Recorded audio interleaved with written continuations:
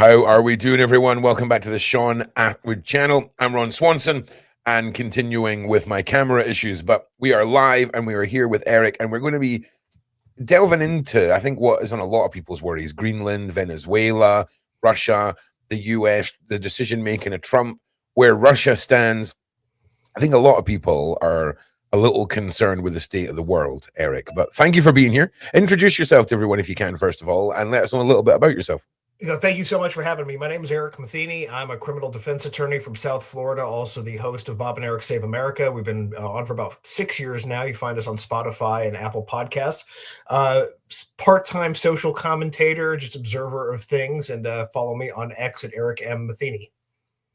Awesome. And let's get into the thick of it, Eric, right? Because I think, like I say, it's a worry for a lot of people. And where do you want to start with all of this? Who are we pointing the finger at first, and how are we going to step forward with this? Pointing the finger at in terms of the turmoil in the world or the turmoil domestically? That's where we start. I think start domestically and work our way outward, I think. Well, right now, the thing that I'm looking at the most right now that has absolutely rocked me to my core. I haven't had a visceral response to any kind of footage since Irina Zarutska got killed on the bus in Charlotte, North Carolina, is the storming of the church in Minneapolis. Minnesota is falling into complete state of disrepair. And I think we're seeing just certainly what Obama had done in bringing 100,000 Somalians into Minnesota, folks who cannot possibly assimilate 89% on public assistance. And now, there's war in the street. Anybody who resembles an ICE agent is being pulled out of their car. You have churches being stormed. And I think that this unrest at home, I mean, it's like the playbook from summer 2020. We're seeing it again, and we are demanding, and hopefully we'll see a firm response from the Department of Justice. I mean, their track record has not been phenomenal, but I guess Harmeet Dillon was out today saying that they're on it. So I'll reserve my judgment on that, but certainly that's where I'm looking right now, that that's a line in the sand. We cannot cross, no matter what's going on in the street, no matter the chaos, turmoil, whatever your protest is. A house of worship must be sacred. I mean, even in war, we have rules. Even in war, there are lines you don't cross. And that is a line that has been crossed. And I think the punishment and the hammer of justice needs to come down so harshly that no one dares to repeat that. So this civil unrest, this what we're seeing at home, I fear, is a repeat of what we saw in summer 2020. And we need to be so much firmer in our response to that than we were 6 years ago. Yeah, I think what's going on in Minnesota right now is pretty as extreme as it can get. We've got local government at odds with federal government. We have, I believe, the mayor or the person in charge of Minnesota is not on board with ICE and these raids. And no. I mean, is it civil war? Are we looking at the initial domino falling in America right now at the center of this? Well, that's the big thing. And everybody's been talking about that for years and years. And I don't know where we draw the line between like online rhetoric and hyperbole and people. It's one thing for someone to sit at their house and post like, yeah, this is a civil war. But do people have the stomach? Do they understand what that actually means? I don't think they do. So I don't know if we're in civil war conditions as far as we understand civil war to be, because we haven't seen one since the 1860s.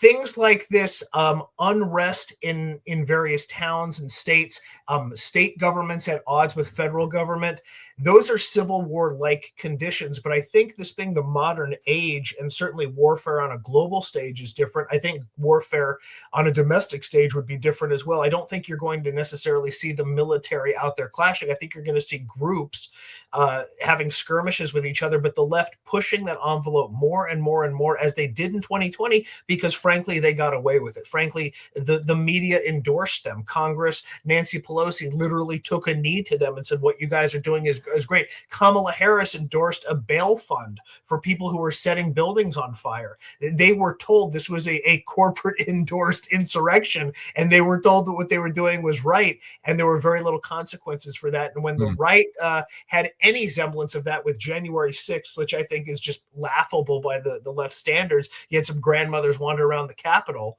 and their lives were absolutely destroyed. So on one hand, it's sort of disproportionate as far as the left thinks we can do whatever we want to do. We're going to push the envelope and nothing's going to happen to us. But if the right gets out of line just 1 inch, their lives are going to be destroyed. You had people that were not even at the Capitol who were sentenced to 22 years in prison, but for Donald Trump pardoning them, they'd still be there today. Yep. So I don't know if you necessarily have civil war happening, but the vibe and the conditions are right. Certainly when you have the state, and you're right, the city of Minneapolis, the state of Minnesota, standing up and basically telling their citizens, like, arm up, fight ICE in the street. If don't let them into your houses. You have people in neighborhoods armed saying, if ICE comes here, we're taking them on. I think what the left is hoping for, and we saw this with Renee Good, and she frankly got herself killed, and her wife is an accomplice that should be charged with a felony murder. What we're seeing is, I think they want a Kent State-like situation. They want a situation where they can martyr themselves and go, look at these stormtroopers. They came to our community to take out these good people. Mind you, the people they're deporting are defrauding the taxpayers of Minnesota to the tune of $9 billion. So I don't know why you're in your way standing in front of ICE protecting these people. They're there to do a job. It's kind of wild. I mean, even looking at the COVID fund scams that have taken place, there's been a couple of really large exposés done.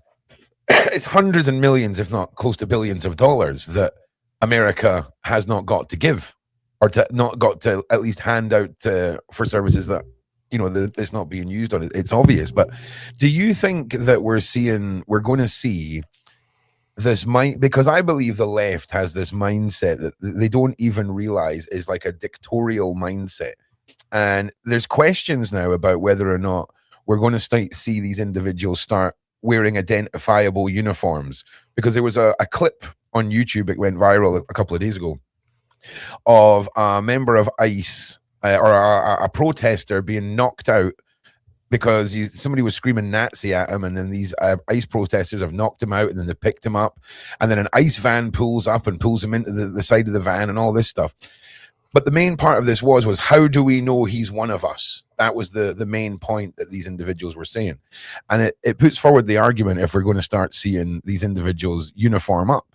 And I think it's coming. I think the gangland association of wearing your color is going to be something that we're going to see start easing its way into this, because these individuals that are out to cause problems, they're losing their mind.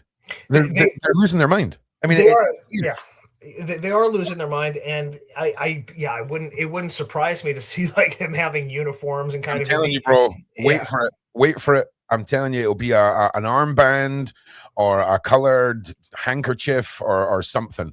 It's coming. And when we get to that stage, are we not for a second imagining that in these people's minds they're just reliving Red Dawn, right? That movie from the 80s and 90s, right, where Russia or China invades America, and it's this ragtag team of individuals who liberate the country. But the fact is a lot of these people are standing by a foreign invasion. They want America to fall. They want the Trump administration gone. They want their completely overt mindset to take over. And I don't understand how people have been so calm putting up with these individuals and what they're doing. The right seems to be very reserved in staying calm. Do you think we're going to see the other side of the fence boil over? Because it seems to be coming that way.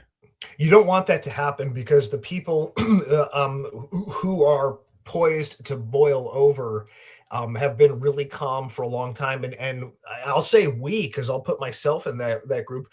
We're the guys that have something to lose. We're the guys that are perpetually getting screwed by the system. We're the ones that our taxes are going up because we're the suckers who obey the law and work hard, and then come to find out that you have these groups of people who come here who have no business being here and no designs on assimilating or being part of the American fabric, with 89 to 90% of them on public assistance, and then committing billions of dollars in fraud that we're paying for. And then these leftist agitators out in the street, certainly not organic by any means, put out there by globalist NGOs funding them, putting them in the street to then storm houses of worship. And then Don Lemon gets on every podcast he can today, because I think he's going to jail soon, and he says, those white supremacist worship worshipers to go. Let me just pose this question here for you and for your listeners. What would be the response if 24 white conservatives stormed a mosque or stormed a temple or stormed a black AME church on MLK Day? What do you think the response would be?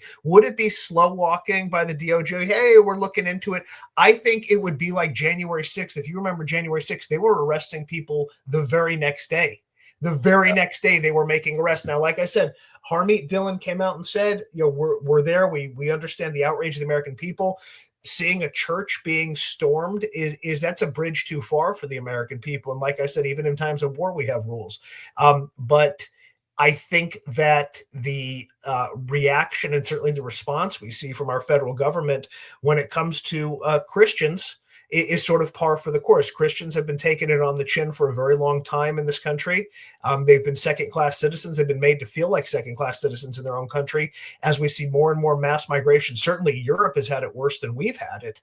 But certainly in America, and everybody likes to say, America is the land of immigrants, the land of immigrants. Well, not so much. America is a land of settlers. These are people who came here and forged ahead and built this country. But the immigrants that were coming here, at the turn of the 20th century were by and large coming here to be Americans. There were requirements that you learn English. When you went to Ellis Island, they'd ask you, can you do anything? Do you have a skill? Or are you going to come be a burden? Are you going to be on public assistance? Because we didn't want to have you here if that was the case. Yeah, we are the most welcoming nation on earth. And to think that the immigrants who are coming here now are coming here not to assimilate, not to be part of this, but to exploit this country for everything it's willing to give. Because if you listen to Democrats just 20 years ago, they were hawkish on immigration. They were talking about building walls. They were talking about we got to go after employers who hire them. That's Barack Obama. When he was a junior senator in 2006, he voted for the Secure Fence Act, and listen to his debates against Hillary Clinton in 2008. You'd think he was a hardline conservative. And then somewhere in the last 20 years, Democrat Party realized we're losing native-born Americans. We have to import a new voter class, and we will overlook fraud. We will give them anything they want, ply them with public assistance. Just vote for us every election cycle, and that's where we are today. It sounds crazy, right? That you think that America would be importing voters on one side, but that's literally what's happened. And the American voting system's mad, right? Like in my head, everyone gets together, you all vote, you count up the votes, who has the most votes wins. But you guys have this state thing, right? It makes it very odd, right? Because sometimes it doesn't go by who has the most votes, it's by who has the most swing states or something crazy. And that's where all of these immigrants are being pulled out from, these illegal immigrants. And sure, the system's not perfect. No system's perfect, and there have been some individuals who are American citizens sucked into the nightmare of this, and it sucks. But you've got to ask yourself, when you've got an individual who is seeing a country being torn apart, the money is being funneled into places that it can't go. Its own citizens aren't getting what they require. You have to put your citizens first. I believe any government that puts any foreign national ahead of their own citizens is a treasonous government. It's as simple as that. Our government here, Eric, mental, mate, right? We've got over 12,000 people in prison right now for tweets and Facebook posts. And it seems to be very organized and very intentional. There's a way of taking women and children from war zones and helping them and giving them a new home and rebuilding. There's things that people can do, but that's not what we're seeing happening. I've not seen a woman and child that's come across on a little boat. And if all the men are escaping war zones, are they just leaving their women and children in the war zone and fleeing here? Like it baffles the mind. It baffles the mind as to how it's been allowed to happen. And I think when people see the extreme opposite side of that, when people are cleaning house to get rid of this stuff, is what we're seeing in America right now. And I think it's the right thing to do for the people of that nation. Anyone that wants to argue that with me, I just don't understand how you can't put the people of a nation first. I don't get how people are confused by that. Well, it's happened, unfortunately. And we have representatives, we have people in Congress here who are not born in America, who come here and in their own native tongue will speak to their constituencies and tell them that I represent, whatever nation I'm from. I represent whatever or group I'm with. Ilhan Omar from Somalia comes here and speaks in Somali language to her people and says, I represent the interests of Somalis. I represent the interests of Somalia.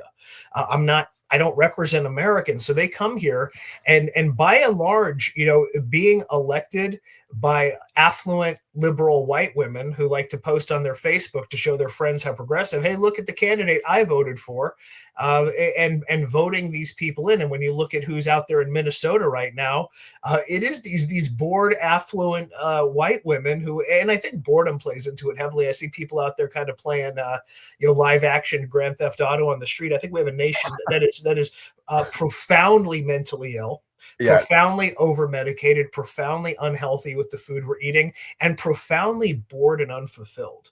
I mean, this is a nation where even the poorest people among us have $1,000 phone in their hand, and everybody's and the obesity is actually the highest among low-income people. The fitter people are those who have the ability to eat well and go to the gym. But that being said, like even in a nation that's as prosperous as ours, I think there's just this massive boredom epidemic where these women are like, man, I'm going to go out and like scream in an ICE agent's face because my home life sucks, or maybe I'm 40 years old and I've dedicated my life to a career and I don't have a family, and I'm not living according to the way I'm supposed to live. I think you want to undo the problems we have here. There's no political solution. It's a cultural solution. I think young women should be looking to get married. I think young men should be looking for wives, build families, have children. What happened to that? The way that our grandfathers, our great grandfathers lived, they were better men than we were.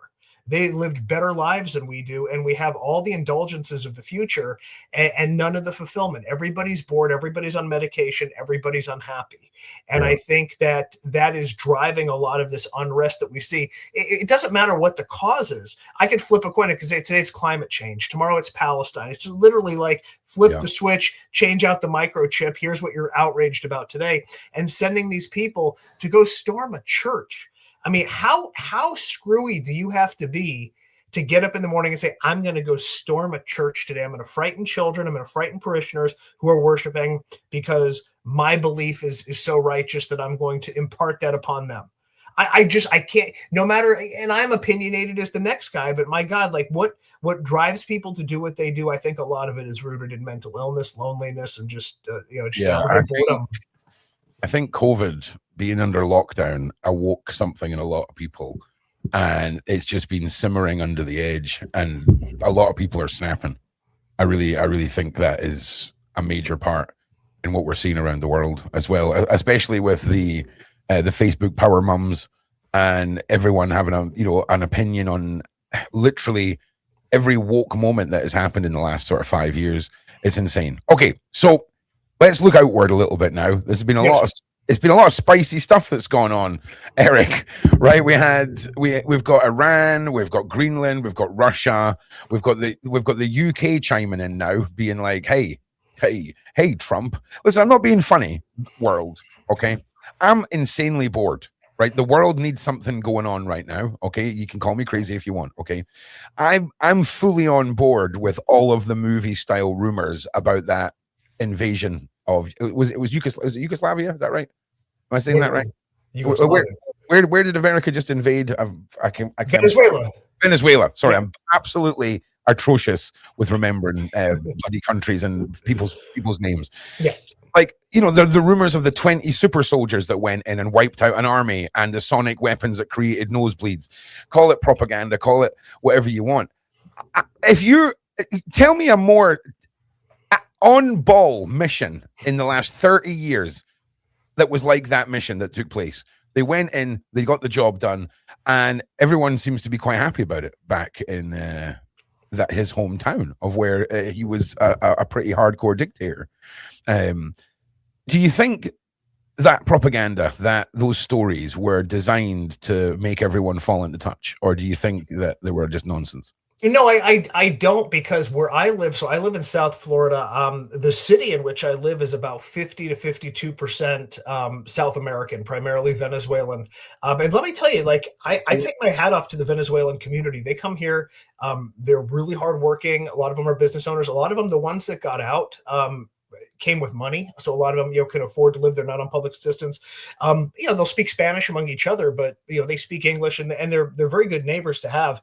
And any one of them will tell you, like, they got out of there to escape Maduro, and before that, Chavez and those the like. It used to be the jewel of South America up until the late 90s. It was a prosperous country, had a lot of oil, and then the socialists, communists took over, and lo and behold, they have the very wealthy, and they have dirt poor that live 10,000 of them in an abandoned apartment building. So Maduro is the dictator. Now, look, I'm not a regime change guy, never have been, never will be. But the reason we went in there was not regime change. It was, we had a warrant for his arrest because he's been funneling drugs into the U.S. So basically, it was a joint law enforcement / military operation to extradite someone for whom an arrest warrant had been issued.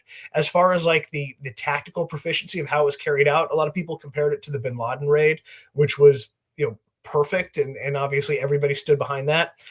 Certainly, you're going to have the detractors, you're going to have the left. I mean, look at wait. We can compare it to the bin Laden raid, but there was a pretty mad war that came ahead of that. Do you see what I mean? This was so precise. It's like a freaking level in a video game, bro. Mm-hmm. That's what. Do you see what I mean?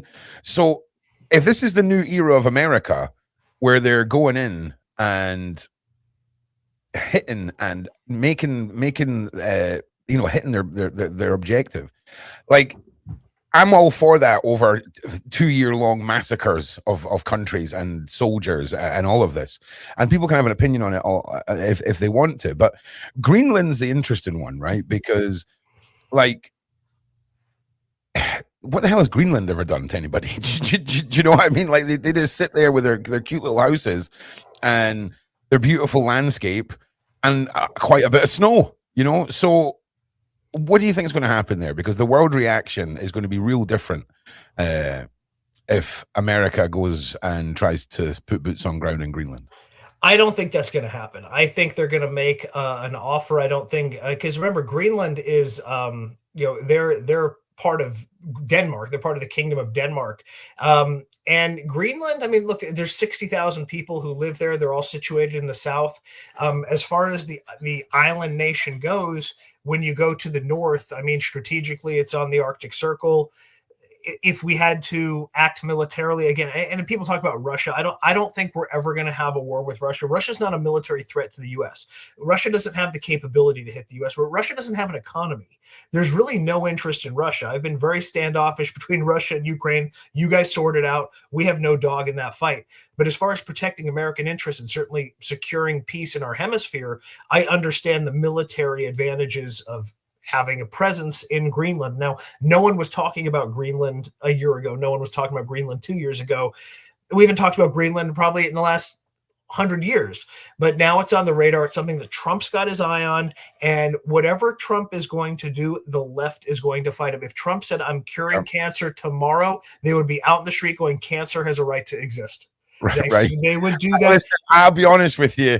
Yeah. It might not be many of them, but there will definitely be a few of them. Okay, 100%. I guarantee you that right now, guaranteed. And I think you're right. I think the toxicity towards Trump just fuels people's hatred for any decision he makes. And of course, I don't think anyone really thought Trump was going to invade Greenland. I mean, we're talking about a military base or being able to observe from their corner of the world, right? I mean, that's basically what we're talking about, right? It's not a regime change or an insurrection or an invasion. It's simply a want for a military presence on that island, right? Yeah, what regime is there in Greenland? I mean, there's no regime. It's 60,000 people who live there. Yeah, I'm telling you now, right? I'm telling you now, the only way that Greenland will defeat America is if it's a naval fleet. Because I'm telling you, that they'll summon like ancient war whales that will come up from the sea that have been protecting Greenland for centuries. Okay. But yeah, I mean, it's an interesting one, and we'll see how it all plays out. But You mentioned arrest warrants, okay? And I was speaking to a gentleman last week who had mentioned that Netanyahu has a few arrest warrants for some interesting shenanigans that he's been up to. I can't see the same swiftness being applied to any world leader that has arrest warrants for him.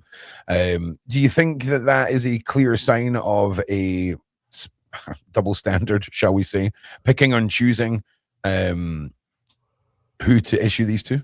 Well, the arrest warrants against Netanyahu are from his own government. Or, and there may be other countries that have arrest warrants. I'm sure the Palestinians, I'm sure Iran, I'm sure there's plenty of countries that have warrants for Netanyahu, but we don't have any prosecutorial interest in him. If we did, then I believe we would pursue him the way we would anyone else. We don't have an interest there. Maduro, we were not. The thing I want to clarify is we were not regime changing or saving the world or trying to interfere on behalf of another country with Maduro. He violated U.S. drug laws. He brought and he organized not only drugs coming in here, but he knowingly opened his prisons and sent gang members here that have committed murders, that have committed sexual assaults, that have taken over entire apartment buildings and where people are afraid to live. He's committed crimes against America. So we went out and we brought him here because that's what we do when there's a warrant outstanding. If Netanyahu had committed a crime against the U.S., we'd be pursuing him with the same zeal that we pursued Maduro. So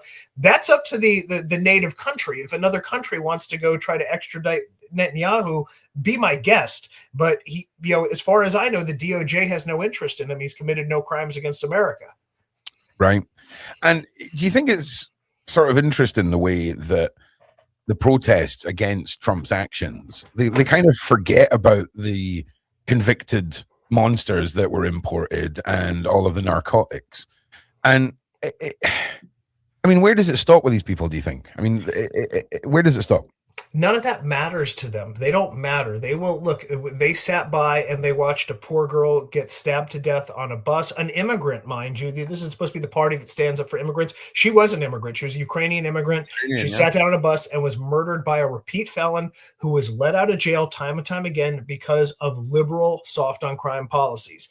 They've watched one atrocity after the other where someone is murdered by an illegal alien. The left-wing media says nothing about it. Leftist politicians say nothing about it. The left ignores it. Mind you, the way that these organizations can come together at the drop of a hat, can organize, be on the ground, funded, that's not organic. That's not like some mom on Facebook going, hey, let's go do a protest. There are organizations in play. There are people and organizations and fundraisers above them that are saying, hey, this is what we're going to do. There are agitators that are calling the shots. They've been doing this for a long time. Socialists are embedded here in America.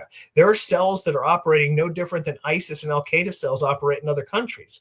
I mean, the fact is that the American left, that far American left, and I'll say the far left because I do believe that when it comes down to it, there still are a lot of people who are of left-leaning persuasion, who are Democrats, who look at that and go, that is not the party I signed up for. So I do use the term to delineate between your centrist Democrats, your blue dog Democrats, because your daddy was a coal miner, and the blue-haired 40-year-old Catwoman who's screaming like a banshee in the face of an ICE agent. I do draw a distinction between the two, but to think that these protests come up organically, I think that's foolish. I think there's organization in play. I think there's money that's coming. I think that this is put together the same way that we saw the riots in 2020, and all of a sudden a pallet of bricks just happens to appear. Right. All of a sudden, these bail funds are put together. There are forces in play that are creating unrest. You create the conditions of unrest. You cause societal collapse. You cause societal collapse. You can come in. You can take power. Yeah.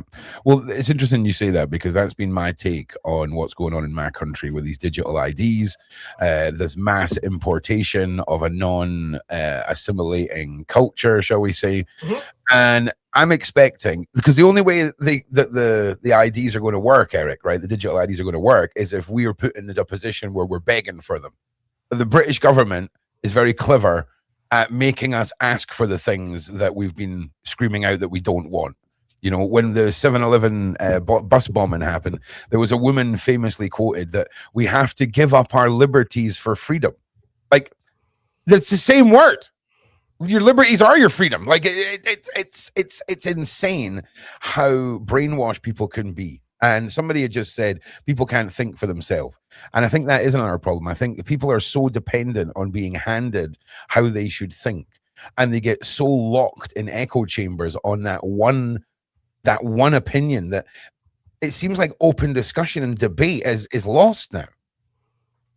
It has been for some time. We are so, and look, there are people on the right, a lot of people on the right that are just as guilty of this on the left. There is no room for debate and discussion. I mean, even within your own echo chambers, like even like if you step out of line, like we have, someone said today, I saw it, they call it Trump derangement syndrome. That's bad. But there's also Trump worship syndrome, where you can't say anything that might be construed as a slight at Trump. If I say, you know what, I don't think his Department of Justice is prosecuting cases with the sense of urgency I'd like to see. Oh my God, you're anti-Trump, you're fake, you're this, and we disregard your opinion. So the right does it to themselves, and we talk about cancel culture and we talk about shutting down debate, but I think that's just human nature. I don't think we can help ourselves. I think we are by nature, by our very design, tribalistic, and we vest so much of ourselves in our tribe that almost your beliefs become who you are. So if I challenge your belief, I'm challenging you. That is an affront to you, not an idea that you have that maybe I find to be offensive or it's incorrect, and I'm going to give you some factual differences as to why you may be wrong. You interpret that, well, that's an attack on my identity. So that's where we are right now. Maybe it's just more profound because of just the digital age, and just everybody has the ability to take what's up here in your head and spout it out without any impulse control. I mean, it used to be, Ron, back in the good old days, you'd have to insult someone to their face. And that came with the, I'm 44 years old, man. Like you might get hit in the face for that. So it kind of tempered the way we behave with each other, where we had more civilized discussions. Because if I come up to you, if I scream at you the way I'm going to scream at someone on an X response, like you might do some violence to me. So we had to be polite and civil in our discourse. You take that face-to-face away, you put it in front of a screen, you're some mindless person 6,000 miles away. I can say, go perform an unnatural act upon yourself because you disagree with me. Yeah, and what you're saying is true. I mean, you've got one individual with the capability of pulling out a phone now and contacting millions of people, and having that level of social connection. I mean, again, I hate to keep going back down the road of lockdown, but lockdown changed everyone. You've seen everyone with a phone starting a podcast. They were putting out their opinions.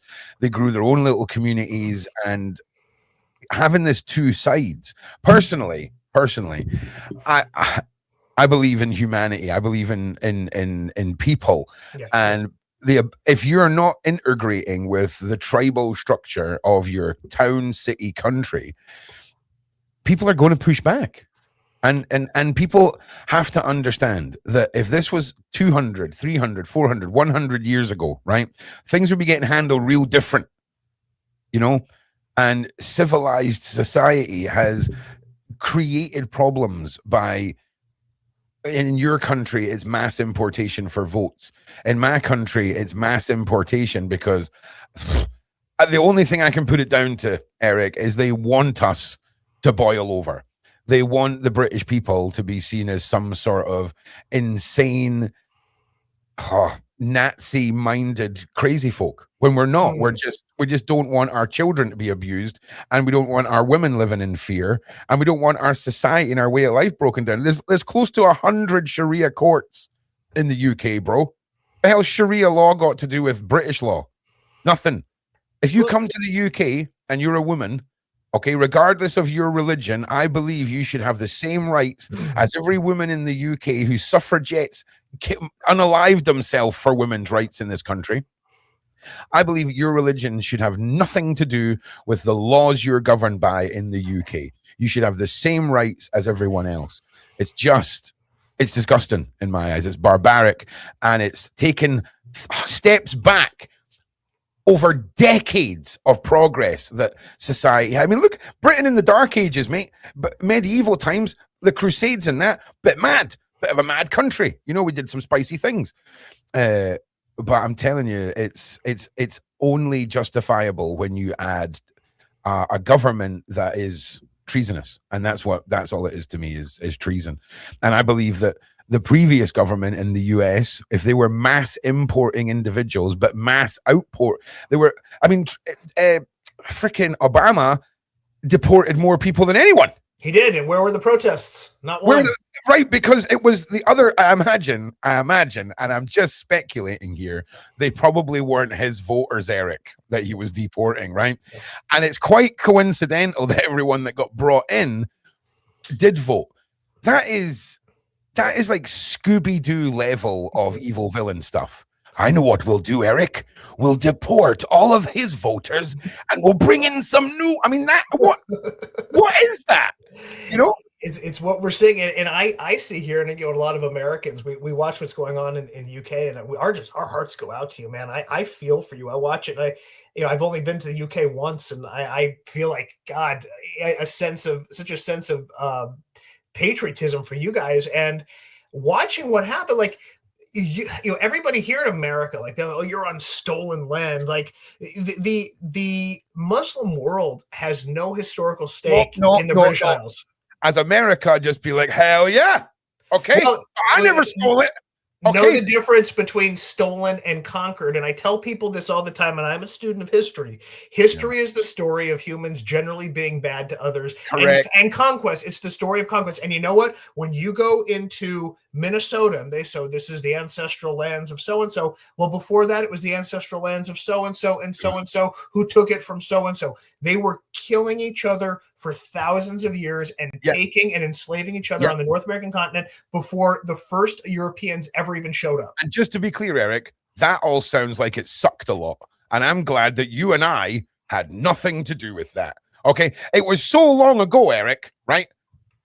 Do you see what I'm saying? Like, I get it. There was horrible things done by leaders, by people in power, all the rest of it. We get it. Okay. But it's not, there's no takesies backsies. No, it doesn't work that way. And then to have, but the argument, I think, that even makes it stronger for the UK is that you are your native population. You are the natives to that land, right? And you have, your culture is an amalgam of thousands of years of the Romans, of the Celts, of the Angles, of just this beautiful, tapestry. And then to bring in a culture that originated thousands of miles away is basically a political ideology masked in religion. Yeah. And to put them there and say, live together, cohabitate. Now you can say, and look, let me phrase it differently. What would the response from the global community, what would the response from politicians and those in power be if you took 1 million white Christian British men and put them in Saudi Arabia, or put them in Yemen, or put them in a Muslim country? I think the outrage would and should be just the same as it should be for bringing people into Britain. Yep. It's not a matter of supremacy. It's not a matter of one better than the other. It's a matter of every culture on this planet has the right to exist in its own sphere where they can exercise their religion and live the way they want to live. If they want to have Sharia law, if that's the way that people choose to live, and they want to tell women, you can only show your eyes, then by all means live that way. But when you come on our land, this is how we live.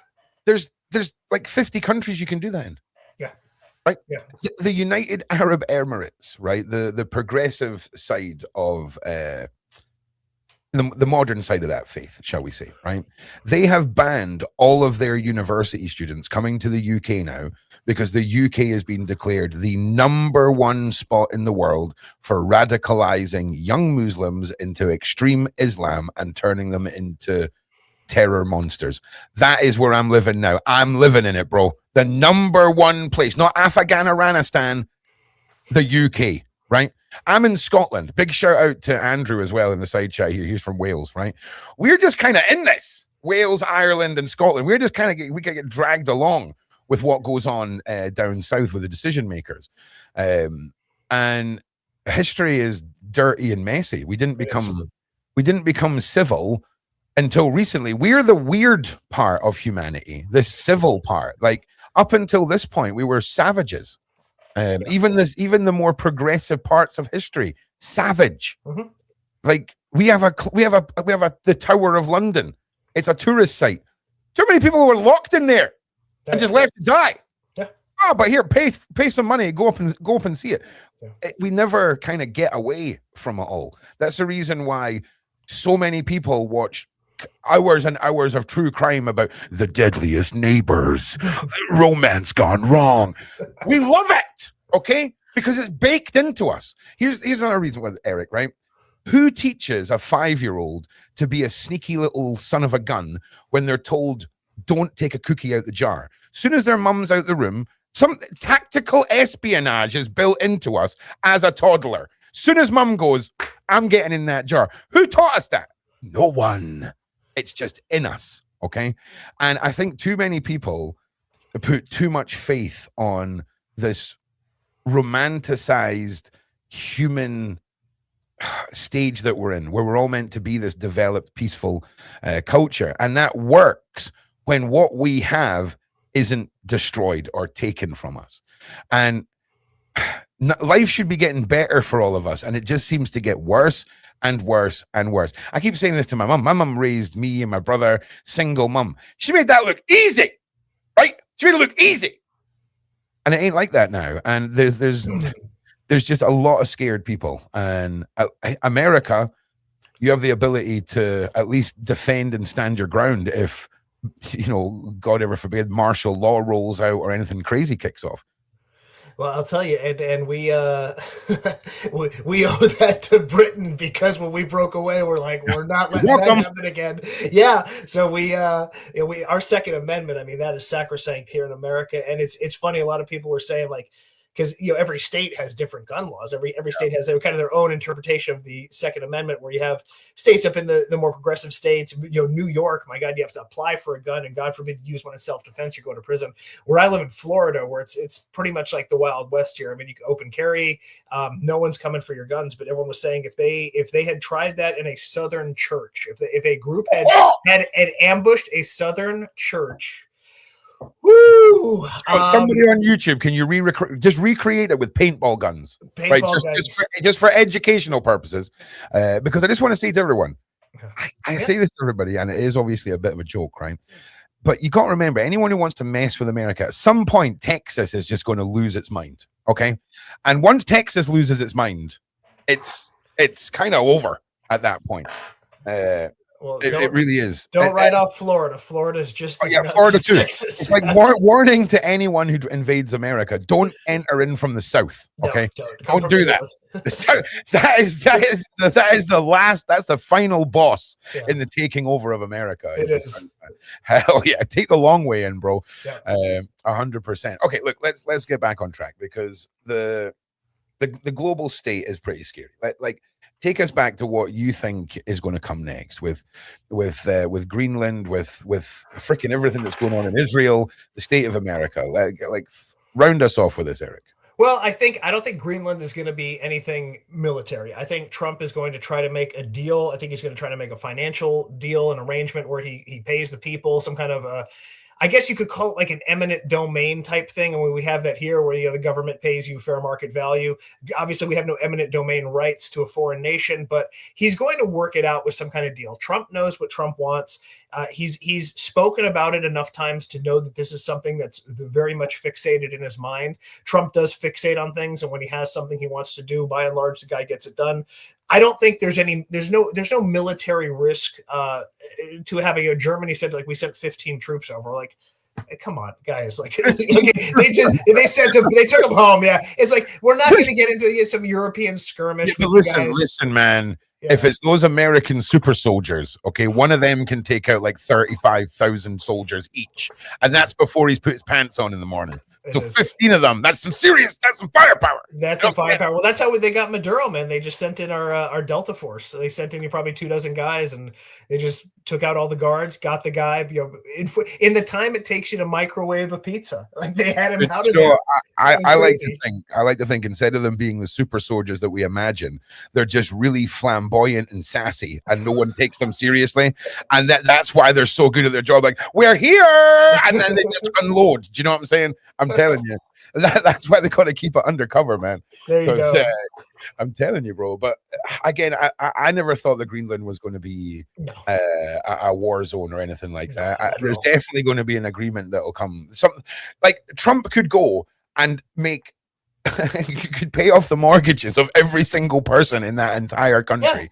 right? Yeah. In a blink of a hat. But again, it's the sovereignty of a nation, right? It's that giving away a part of yourself, even if it is a couple of football pitches worth of space for a foreign base, you know? Because really, what's the benefit for Greenland? Who's messed with Greenland? No one's messed with Greenland. Greenland's just chilling, right?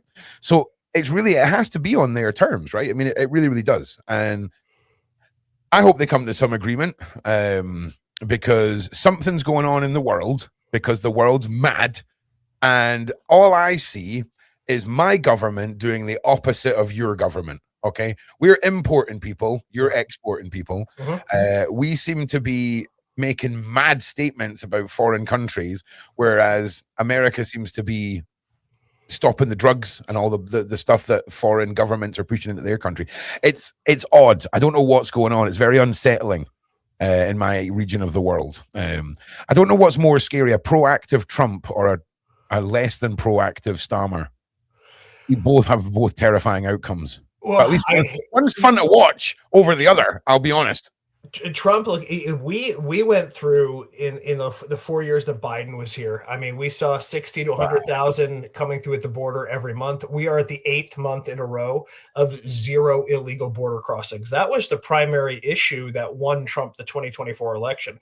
Our border was out of control. Now what the Trump administration has to deal with, and now what you're seeing in action with ICE on the ground, is we've got to get these people out of here that have overstayed their visas and have come here illegally. So that's what we have to. We have to clean up the mess from the Biden administration. I mean, you had a guy who was mentally not there, who was embarrassing us time and time again on the world stage. And even just to regain our respect on the world stage, like, yeah, it takes something like taking Maduro to do that, to remind the world, like, we are the United States. Like, we're not this 80-year-old man who's walking around like a Roomba on the stage and can't find his way out. We have to reassert our dominance. As far as Greenland goes, so Greenland's not going to be a military operation. They're going to come to some kind of financial resolution. As far as Israel, Palestine, Iran, that part of the world, my take has always been, leave them to it. You know what? They'll figure things out. Leave them to it. Israel it's so simple, Eric. It's so simple. It's not our fight, man. Their fight. This is a 1,400-year-old ideological battle that predates America. Like we you know what? What's going on in Iran right now with the people, because Iranians know what goes on outside of Iran. They don't want to live that way. Women don't want to wear the burqa. They don't want to live in this horrible, oppressive theocracy. They want to have freedom. They want to have the ability to buy $5 coffee and stream Netflix on their phone. They want to come into the 21st century. And if they want to do that and they want to have their own Arab Spring, by God, do it. And let the people decide what kind of government they want to have. What we can't do, and I don't think we're going to do, is we can't play regime change. We can't come in and say, we want to pick this guy, we want to build it, because we tried it in Iraq, we tried it in Afghanistan. It failed us both times. We're not good at regime change. Because here's the thing, though, right? For me, there was a terrible atrocity that took place in Israel, right? And then Israel basically started a war over it, right? I mean, escalated a 1,400-year-old situation, right? Now, if an English person came to Scotland and done the same atrocity, and Scotland leveled most of England, I think people would have something to say about it. I think they would. I really think they would. And I'm very much of the mind space of, let them get on with it. Right, let everyone get on with it, because I've got to deal with the nonsense that Scotland's in right now. I've never been like that. I've never seen myself as British until now, because we got to band together, Welsh Andrew. Okay, we got to band together. Once all this is over, we can go back to leathering each other. Okay, we can go back to doing that. Okay, I can go back to chasing haggises. You can go back to chasing sheep. It'll be harmony. Will be back, Andrew. Do you know what I'm saying? But until then, like, I am like, nah. Where, like, England's losing its pie and mash shops, and it's so stupid that triggered me. Okay, it would. I don't even like pies, and I mean, I like pies and mash, but I've never been to a pie and mash shop, and they're going. And I went to do the pay-per-view for a bare knuckle boxing event a couple of years ago in Manchester. I'd never been to Manchester, and I'd always heard about how certain groups had taken over parts of England. And bro, I'm standing on a street where there's no English written anywhere. Okay, no English. Not another country's language, and then English underneath in brackets so you know what's going on. Just foreign symbols everywhere. And I was like, whoa, I'd never seen anything like it. I'd never seen anything like it. I mean, I live in Edinburgh in Scotland, and there's nowhere like that. We've got like the Chinese grocers, okay? And then the next block will have like the Polish deli. But we've not got like the freaking I don't Middle Eastern block. It's wild. It was wild. It really was. And I can understand where people can be upset with their culture being taken from them. And it's terribly upsetting. And it's not about the pie and mash. It doesn't matter. It's about there's something about your culture that is distinctively yours, that is being eradicated. So when the pie and mash shop now becomes like a shawarma place, or the church becomes a mosque, that's very telling about what's happening to your culture. And the same thing is happening here. You go to places in the United States, Dearborn, Michigan is an entirely Arab-speaking enclave. Bro, Dearborn, Michigan. Yeah. Like, it's so crazy. I was talking about that maybe 6-7 months ago, showing the clips of people being woken up at 5 a.m. with a Muslim call to prayer and all this stuff. And people said I was crazy. People said, oh no, it's been blown out of proportion. No. And like, we just had Christmas, right? I think everyone is just finally burnt off the calories from then, just passively, right? Yeah. And their brains are starting to work again, because this world needs fixed. Yeah. It really does. And extreme actions. Okay, we're talking. Let's cut the crap here. Trump went into our country to stop criminals and narcotics coming into his country. That's what has to happen, right? Yes. It's not going to happen with Greenland. Everything that's going on in Israel and that side of the world, no one's ever going to fix that. No. Okay? You're never going to fix that. That is a crazy dude just unleashing his fury upon the world. And I'll tell you something else. I wonder where all the Epstein tapes are, okay? And where all the Diddy tapes are, and who funded all that, because blackmail, baby, is what makes the world turn. And someone has got unlimited, like Emperor Palpatine level dark side power with all of that, and we just have to look at who keeps getting away with all of it. And yes, James, shame on the king. What is I mean, listen, mate, you've got a president to worry about, okay? We've got an absolute Gomer in power, and we've got a royal family, and you've got right? a king, yeah, on top of right? that. The king, right? I'll tell you something, bro, right? I'll tell you something. I wish I could be a fly on the wall in that palace, because there's no way you can be that much up your own arse that you do not realize what is happening to your people as a king, right? I've seen Disney films, bro. I know what kings are meant to do. I've seen it. Okay. Disney has taught me well. All right. And it ain't happening. So if I think this is the first time where I've ever been at a point where I'm like, if the government and the royals do not listen to the people do not lead them. I'll be honest with you. The people could run the entire country off of an iPad, and every week we just vote on what budgets are going to be getting done. Oh, more money on schools, pick schools. And then whatever gets voted on by the nation, that's what happens. Okay. Tell me how that wouldn't work. It would work great. It worked freaking awesome. Okay. We just have a couple of government officials to, just make sure the servers don't overheat, and everything will be fine. In fact, you know what? Go one forward. Bring in Skynet. Bring in the Terminators. Do away with the army. Let ChatGPT run the army, and we'll just let everything fall into disarray. Well, hold on. Then it becomes self-aware, and then it turns the guns on us. I've seen that movie way too many times. Yeah, but humans have had it too easy, bro. Okay, like the only known predator that kills humans is other humans. Really, it's like if you're dumb enough to go swimming with sharks and stuff like that, and the cage breaks, that's on you, bro. Do you know what I'm saying? Yeah, I so we need something, man. Like humans are just running a riot. Running a goddamn right. We need a little bit of a put in our place, right? We really do. And I really thought that the aliens were coming, bro. I really thought Atlas, whatever the hell it was called, that big thing. By the way, how is 500 million light years a near miss? How is that a near miss? How can you tell us, oh, there's something hurtling towards Earth? Don't worry though, it's miles away. It's so far. not even miles. I mean, like, you can't get there. Like, it's so you can't far. reach it. Yeah, right. It's a near miss. Okay, headlines. Let's get everyone crapping their pants. Get everyone scared. I wonder how many cults were like, "This is the day that our great overlord is returning." I thought that was it, bro. But we're going to need like an asteroid landing and like EMPing half of the Western world back to the Stone Age for us to realize, oh god damn, we actually need each other. And maybe if we just got together and we were a happy planet, things would be aight. Okay. Let me make a suggestion. I've been talking about this on my program for 6 years. I think the one thing that we're missing is, and this is getting into a lot, but if I can sum it up, we are not living the way that we were supposed to live. No one ever anticipated that we would have it as easy as we have it. And I said earlier in the program, our grandfathers, great-grandfathers were better men than we were because they actually had legitimate risks of survival. I mean, if you're living out in the country, you might get eaten by a bear. You might starve. You have to wake up every day with the mindset, I need to provide. I need to put food on this table. I need to figure it out. If I want food, Ron, I have a device in my hand that links up to satellite and space. I can have tacos at my house in 30 minutes. I don't even have to put pants on.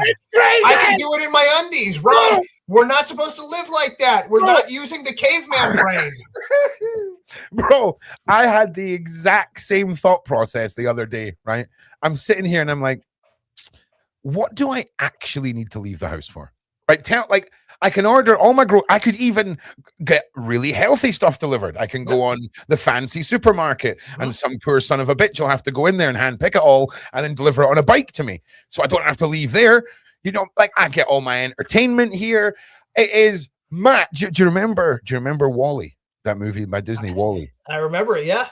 Bro, we are like a ball hair away. We are WALL-E. Like we are like a ball hair away. Because at some point, some mad son of a bitch is pushing a red button. Okay? Someone's pushing a red button at some point. You can forget about what it's like in the movies where there's like 4 trusted people with keys and they're like, General, turn your key. Some crazy bastard's got cuttings of all those keys. Okay? At some point, something's going to go down. Like, too many crazy people are in power. I mean, Biden was, wow. When was the last time you went to a man in his late 80s for any advice on anything other than if he's a specialist in something and has done one thing for the last 80 years? Never, mate. Never. It blows my mind. In fact, you know what I think we should do? We should go the other way and put a 14-year-old in charge and see what happens then. Right? Let's go the other way, bro. Do you know what I'm saying? There's a sweet spot, I think. I've said it many times, much to I've gotten a lot of pushback on it, where I didn't think that anybody really under 40 should have a position of power. I don't think you know anything. I don't think you've accomplished anything. The fact is, remember, where has that gotten us now, Eric? Everyone that's been in power has been over 30. Okay, we need to think outside the box now. We've got to go pre-teen. We need 10 and 11-year-old world leaders making decisions for adults, and it can't get any worse, Eric. Okay.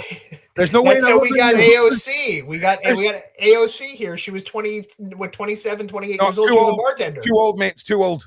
She's been corrupted by that point. The world needs the innocence of an 11-year-old global world emperor that makes all the decisions. No one's getting genocided with a little 11-year-old in charge. Okay. Nice little guy.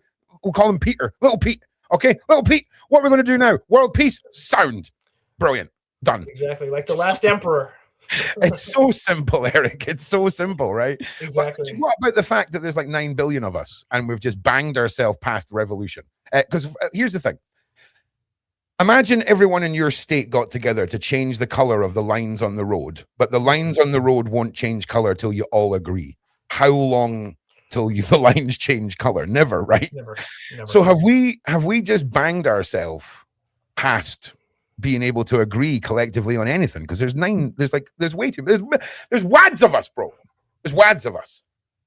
There are studies that are done on like how effective governments can be with the population size, and really when you break down humans, I mean, we're not meant to live in nations. We're not meant to live in these enormous cities. We're really meant to live in tribes of about 500 people.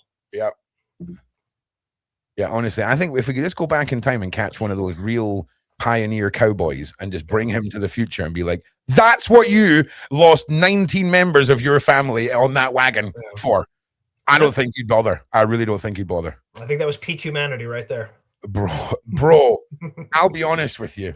The pioneer era is, you know how most men hit a weird phase in their lives where they're like, whoa, World War II, I'm just going to be obsessed with this now. Yeah. The pioneer era and like the Hudson Bay era of the Americas, mind-blowing, bro.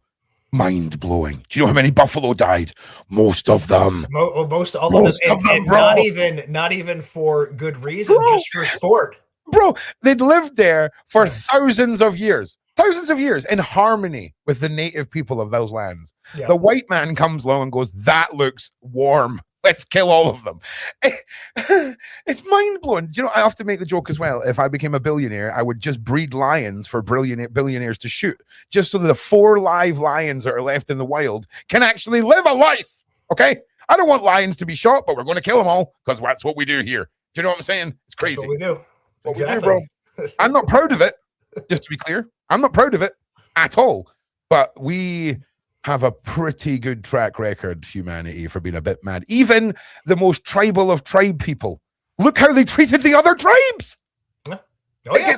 It gets a bit choppy, a bit head choppy, and a bit choppy. That's all I'm saying. So even the people that aren't the dominating, conquering ones, still a bit mad.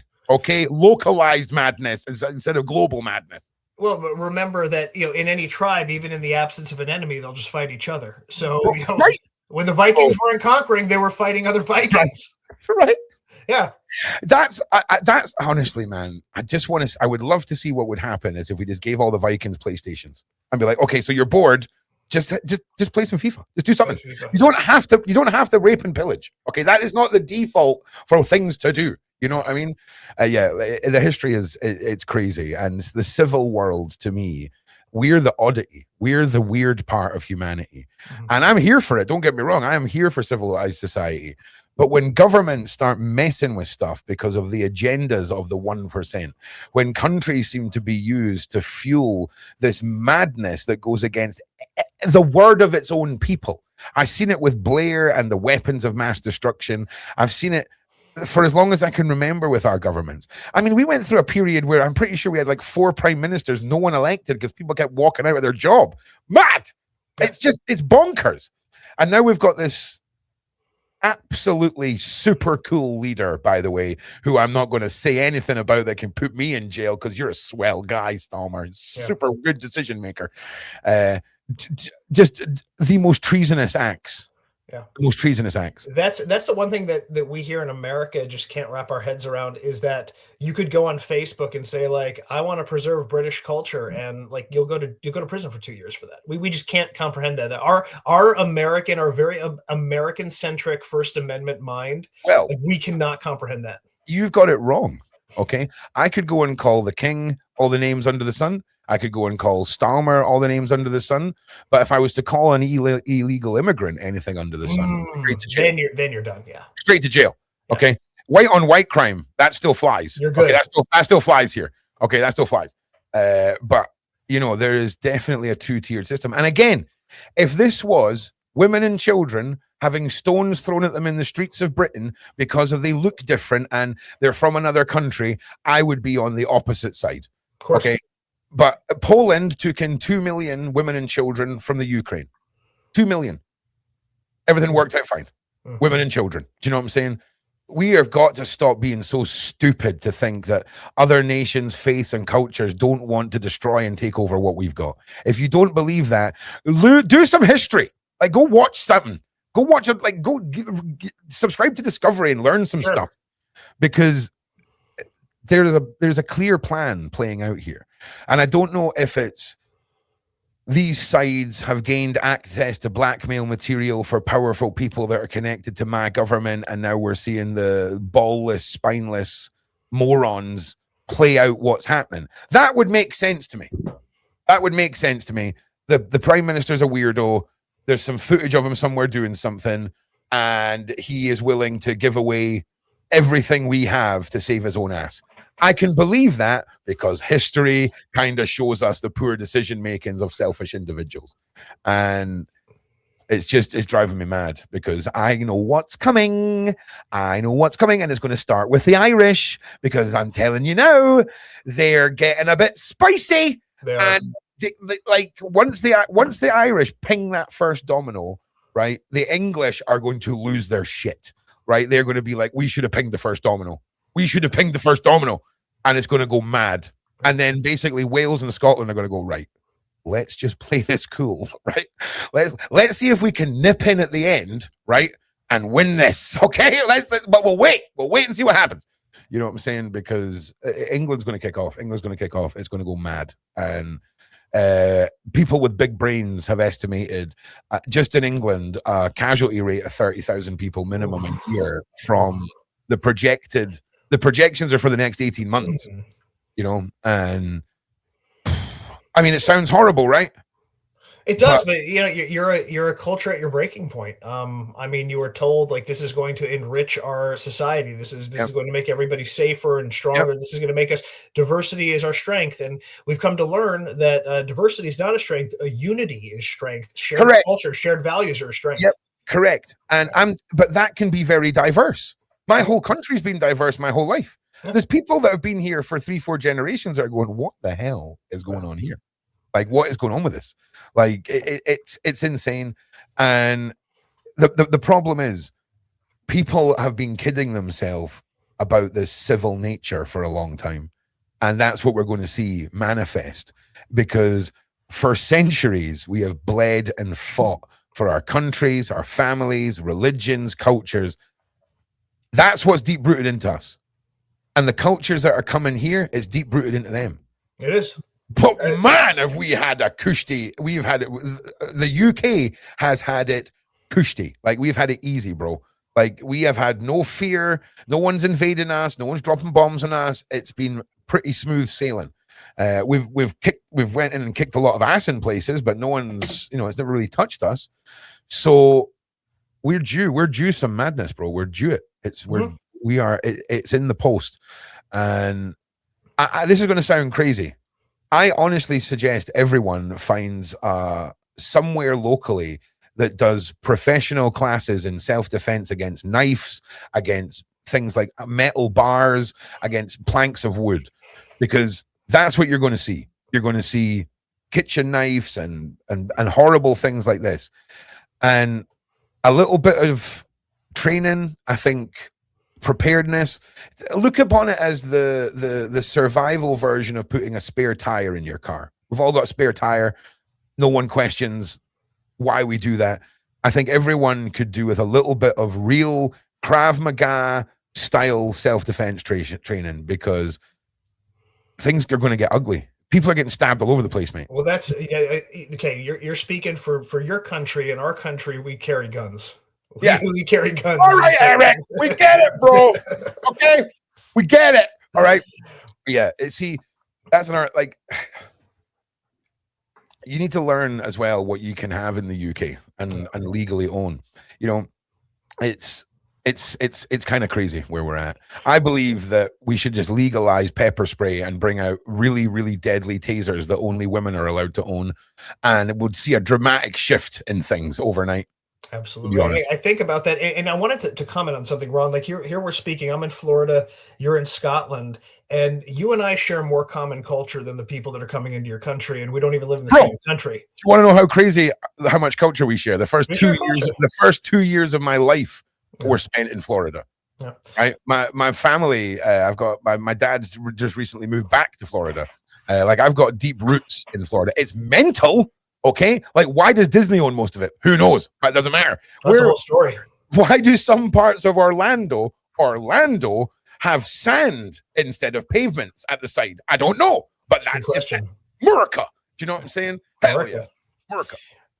But exactly, but like we speak the same language. We have common ancestors. We have a common culture.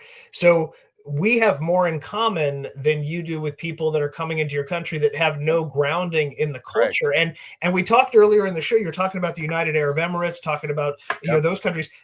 Look, they're very wealthy countries. They could very easily open the door and say, hey, we're a Muslim country too. Why don't you come in and why don't you assimilate with a culture that you already know? Dude, they're smarter. They don't want that. They're smarter than there, bro. We want to stay rich, man. We want to drink our $17 lattes and, you know, go gamble. Right? Dude, like, it's crazy. Like, you know, it's crazy. And I'll tell you something else. We're kind of dumbasses. in the West, America and the UK, because we think we've got it all. We are so far behind in so many things. Like, have you seen this, the tech and the lifestyle like necessities that South Korea and Japan have? Singapore, and things like the airports like, in Singapore. Bro, Yeah. like it's crazy. We're so dumb. Like and I tell you something else, man. Once we've figured out all this craziness that's going on now, we need to figure out what's going on with, like, how come stuff gets cheaper for people to make, but the prices keep going up? Like when CDs were out, it was like $20 for a CD. Now there's no CDs, and it's still $20 to buy the same music digitally. Makes no sense. It's the same with games. How is a game now $80, and I download it? What's going on, Eric? But like I think of like laptops and tablets. Like a tablet, I remember when tablets were like $1,000. Now you can get them on Amazon for like $199. $60 and shit, bro. Exactly. Like think about the tablet you would buy for yourself and the tablet you would buy for like a 12-year-old to get into stuff with. Man, like, thank God for cheap tech. I mean, when it comes to some tech, we get it really cheap, but we don't seem to get what other. I mean, maybe we just don't get the sales. Can I tell you the difference? Because you named a couple of countries. You said South Korea. What other countries did you say? Japan. Japan, yeah. Okay, cultural discipline, bro. Cultural discipline. Do you know what's really sad? Japan is one step further in being screwed than well, now they're probably one step behind Britain in being screwed, but they've had a mass invasion too, bro. It's crazy. Yeah, I've seen that, and that's sad because, like, I grew up in Los Angeles, and we have a huge Japanese population, huge Korean population, huge Chinese population. These kids, I mean, the stereotype about like the Chinese kid who plays cello 10 hours a day and like mom makes him do homework till midnight, that is 1,000% true. These kids come here, they are so polite. They are speaking perfect English in 6 weeks. They are getting A's on all the tests, and they are like concert cellists. So like the cultural discipline that exists, that's why they have nice looking buses and nice looking airports and nice looking trains, because of the people. You know, you can have a paradise if the people treat it as such. Let me tell you something, Ron, and I'll tell for your listeners too. Third world countries are beautiful. Haiti's got gorgeous beaches. Somalia's got gorgeous beaches. They're third world because of third world culture. I guarantee if you put 150,000 Americans into Haiti in 5-10 years, it would be the #1 tourist destination on the planet. Go bring Hilton hotels in there. Go build like the Haiti Grand Resort. People would be spending $1,500 a night for that. It's on the list. We're just working our way through the white billionaire buyout processes. I mean, Hawaii is just a billionaire's like street now, right? So Haiti will get it. Don't worry. Once everywhere else has been bought, Haiti's on the list, I'm sure. Okay, all of a sudden, once these hotels go up, breakthrough freaking earthquake technology will suddenly come out and make it the safest place in the world. You know how it works. Wait till Cuba gets its act together. Cuba will be the the next Grand Bahama. It'll be the place to go. It's bonkers, man. And like I say, the world is a scary place. It's falling apart. But I mean, what's really scared me is we used to be able to sum it up to, it's just a crazy guy in charge, right? But the things that are going on with both sides of the argument for both of the issues that are going on in our countries right now are the scary part for me. Yeah. The ice Karens are pretty much top tier. Like, you've nailed it. Like, America nailed it with that. Like, they are next level. But we've got it going on here too. You know, we've got a whole bunch of green and blue haired individuals who would rather see our country be destroyed and made the homes of individuals that have none of their best interests at heart. Because I'm telling you this right now, I've seen interviews with individuals who are from these faiths that are coming here state that they could only ever infiltrate the left because they stand for nothing. Okay, you can't infiltrate and control the right because they have self-respect and they have things that they believe in. Sure. And for anybody, for all of the individuals in America who say that they would rather have a foreign government come in and take over America and all the rest of it, the foreign individuals that are coming into my country, any of you who are part of LGBTQ plus will be murdered in the street on day one. Okay, just to be clear. Okay, we're talking about a no tolerance policy across this faith for those lifestyle choices. Yeah. And that's what's been stated. And it's crazy because, like, it sounds so messed up, right? It sounds so messed up, but it's going to happen. Like, Dearborn, I've got my eye on you, you know, because we've already got patrols going out at night to make sure people don't walk their dogs. We've got parents being told, can you please not have pork in your kid's lunchbox because it offends some of the students? What? Do you know how much pork my kid would be sent to school with, Eric, the next day? In fact, my kid wouldn't even be at school. It would just be pork. There'd be too much pork. You wouldn't be able to see it. And it's got nothing to do with those people. It's got everything to do with some crazy individual in power making decisions based off of their own reaction to nonsensical madness. You know?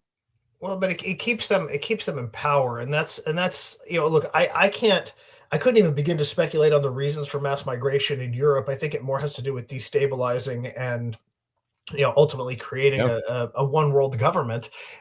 But in America, it is all about power, because for a long period of time, we were very hawkish on our borders and we had strict immigration quotas.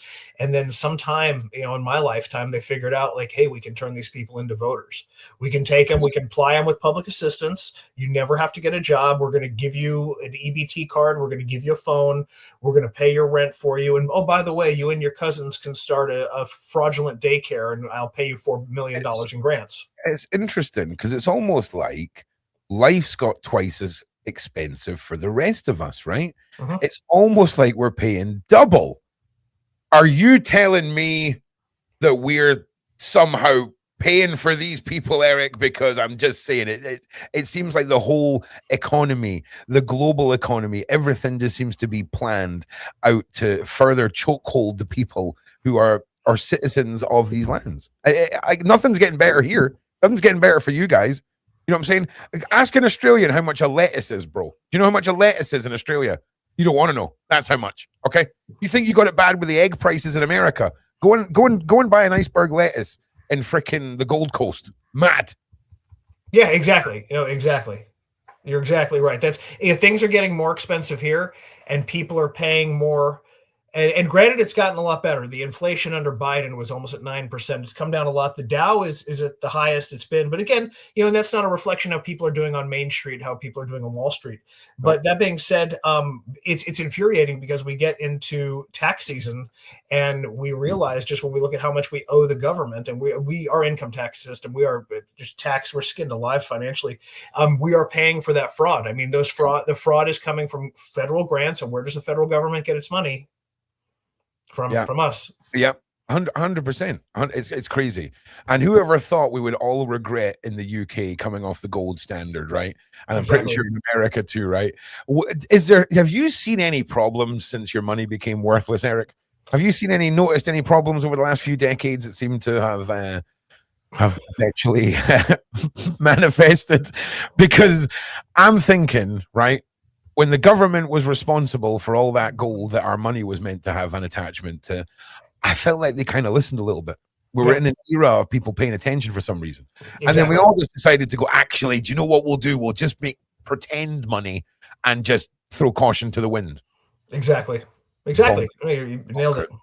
It's bonkers. Well, look, I've yapped way over an hour with you here, Eric. So any final thoughts? Anything you want to throw out there and tell people anything else before we go? No, I just want to thank you so much for having me in a really interesting conversation. But what we saw in America here, in the last 24 hours, that's a bridge too far for us. Religious or houses of worship have to be sacrosanct. You have to have the ability that I don't care what's happening out on the street, what's happening, the chaos in the world, your place of worship is always your sanctuary. And when you breach that, I think a Rubicon has been crossed in this country, and I want to see the hammer of justice come down on these people. I implore the Trump administration, don't be afraid of the Insurrection Act. It exists for a reason. When I grew up in Los Angeles in the 90s and we had the LA riots, George H.W. Bush invoked the Insurrection Act to put down that rebellion. That's what it's for. That's what you're seeing on the streets of Minnesota Minnesota. And unfortunately, I think that's what you're going to see because the Democrats have been backed into a corner. They can't win on policy. They can't beat Trump on what he's doing. So they're just going to throw their street soldiers out there and try to repeat what they did in 2020 and what they've done in years prior. They've been doing this since the Obama years. But, ultimately, and like you said earlier in the show, sometimes the good guys with guns, the good guys who just want to be left alone, who just want to earn money and take care of their families, don't want to be bothered. You get into their neighborhoods, you push them too far. It's a whole different game. Yeah, I mean, it's a completely different game, and let's hope we see some freaking progressive, positive changes over the next year, bro. Because I keep going in every time. I seem to only be remembering ending years going, well, that was a bit mad. I hope next year's a bit better. Yeah, wait till next year. Yeah, nah, man, I've been doing that too long. I need this needs to be sorted. All right, where are the galactic overlords? This is the time. Come for us, okay? Save us from ourselves, okay? I'm just saying we need something. But look, Eric, thank you so much for being here. Your links are down in the description. Fantastic. And thank you all for being here, for watching. Thank you to the mod. Thank you to the Shaun Attwood channel. I'm back, I believe, tomorrow on the Shaun Attwood channel. If not, I'm definitely back Wednesday. The first couple of weeks of January, it's been a bit slow, but Ron will be back. Ron is also going to have his new show starting at 5 p.m. over on his channel tomorrow. There'll be a post on that very, very soon. I'll see you all there. Eric, thank you so much for being here, and I'll see you all in the next one. Take care, sir. Thank you. Thank you.